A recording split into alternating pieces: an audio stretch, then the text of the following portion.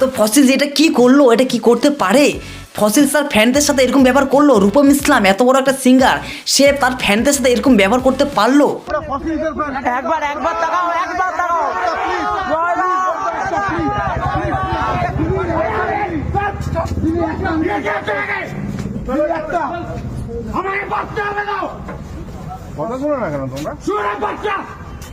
আশা করি এই ভিডিওটি তোমরা সবাই দেখেছো।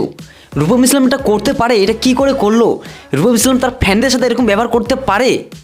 সে তার ফ্যানদের সাথে এরকম আচরণ করতে পারে? তাদের উদ্দেশ্যে বলছি, হ্যাঁ করতে পারে। আমরা যদি করতে পারি, সেও করতে পারে। আমরা মানুষ, সেও একজন মানুষ। 2 ঘন্টা রক মিউজিক করার পর তারও ক্লান্তি আসে। আর যেই ফ্যান যারা ফ্যান বলে যে আমরা রূপমের ফ্যান, আমরা ফসিলসের ফ্যান, তাদেরকে বলছি দেখো ওই ছবি ভিডিও, তার সাথে একটা ছবি সেলফি তুলে পোস্ট করলাম, ফেসবুকে পোস্ট করলাম যে আমরা রূপমের ফ্যান, সেটা ফ্যান হয় না। ফ্যান সেরকমই হতে হবে যে তার সাথে যে আমি এখন ছবি তুলবো, তার সাথে একটা ভিডিও করব, সে কি এখন পারবে? তার কি সম্ভব হবে? রুকো যারা, সবার করো। যেই ফ্যানরা আজকে এই সেলফির জন্য গেছে, তাদের সাথে এরকম ব্যবহার হয়েছে, তারাই আবার বিদ্রোহ করছে।